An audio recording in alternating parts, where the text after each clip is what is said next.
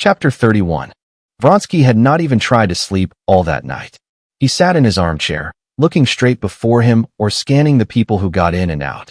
If he had indeed on previous occasions struck and impressed people who did not know him by his air of unhesitating composure, he seemed now more haughty and self-possessed than ever. He looked at people as if they were things. A nervous young man, a clerk in a law court, sitting opposite him, hated him for that look. The young man asked him for a light, and entered into conversation with him, and even pushed against him, to make him feel that he was not a thing, but a person. But Vronsky gazed at him exactly as he did at the lamp, and the young man made a wry face, feeling that he was losing his self-possession under the oppression of this refusal to recognize him as a person. Vronsky saw nothing and no one. He felt himself a king, not because he believed that he had made an impression on Anna. He did not yet believe that, but because the impression she had made on him gave him happiness and pride. What would come of it all he did not know. He did not even think. He felt that all his forces, hitherto dissipated, wasted, were centered on one thing, and bent with fearful energy on one blissful goal. And he was happy at it. He knew only that he had told her the truth, that he had come where she was, that all the happiness of his life, the only meaning in life for him, now lay in seeing and hearing her. And when he got out of the carriage at Bologova to get some seltzer water, and caught sight of Anna, involuntarily his first word had told her just what he thought. And he was glad he had told her it, that she knew it now and was thinking of it. He did not sleep all night.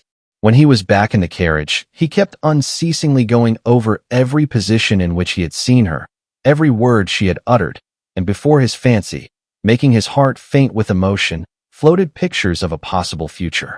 When he got out of the train at Petersburg, he felt after his sleepless night as keen and fresh as after a cold bath. He paused near his compartment, waiting for her to get out. Once more, he said to himself, smiling unconsciously. Once more I shall see her walk, her face. She will say something, turn her head, glance, smile, maybe. But before he caught sight of her, he saw her husband, whom the station master was deferentially escorting through the crowd. Ah yes, the husband. Only now for the first time did Vronsky realize clearly the fact that there was a person attached to her, a husband.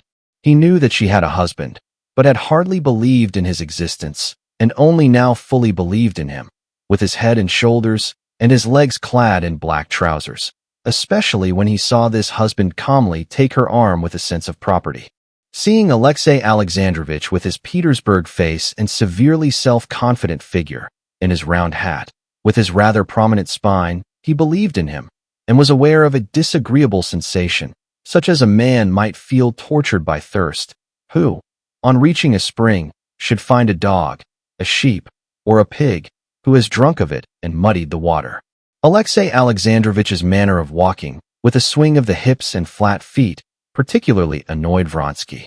He could recognize in no one but himself an indubitable right to love her. But she was still the same, and the sight of her affected him the same way, physically reviving him, stirring him, and filling his soul with rapture. He told his German valet, who ran up to him from the second class, to take his things and go on, and he himself went up to her. He saw the first meeting between the husband and wife, and noted with a lover's insight the signs of slight reserve with which she spoke to her husband. No, she does not love him and cannot love him, he decided to himself. At the moment when he was approaching Anna Arkadyevna, he noticed too with joy that she was conscious of his being near, and looked round, and seeing him, turned again to her husband. "Have you passed a good night?" he asked, bowing to her and her husband together, and leaving it up to Alexei Alexandrovitch to accept the bow on his own account, and to recognize it or not, as he might see fit. "Thank you, very good," she answered. Her face looked weary, and there was not that play of eagerness in it, peeping out in her smile and her eyes. But for a single instant, as she glanced at him, there was a flash of something in her eyes, and although the flash died away at once, he was happy for that moment. She glanced at her husband to find out whether he knew Vronsky. Alexei Alexandrovitch looked at Vronsky with displeasure, vaguely recalling who this was. Vronsky's composure and self-confidence here struck, like a scythe against a stone, upon the cold self-confidence of Alexei Alexandrovitch. "Count Vronsky," said Anna. "We are acquainted, I believe," said Alexei Alexandrovitch indifferently, giving his hand. You set off with the mother and you return with the son, he said, articulating each syllable, as though each were a separate favor he was bestowing. You're back from leave, I suppose, he said, and without waiting for a reply, he turned to his wife in his jesting tone. Well, were a great many tears shed at Moscow at parting? By addressing his wife like this, he gave Vronsky to understand that he wished to be left alone, and, turning slightly towards him, he touched his hat, but Vronsky turned to Anna Arkadyevna. I hope I may have the honor of calling on you, he said. Alexei Alexandrovich glanced with his weary eyes at Vronsky. Delighted, he said coldly. On Mondays we're at home.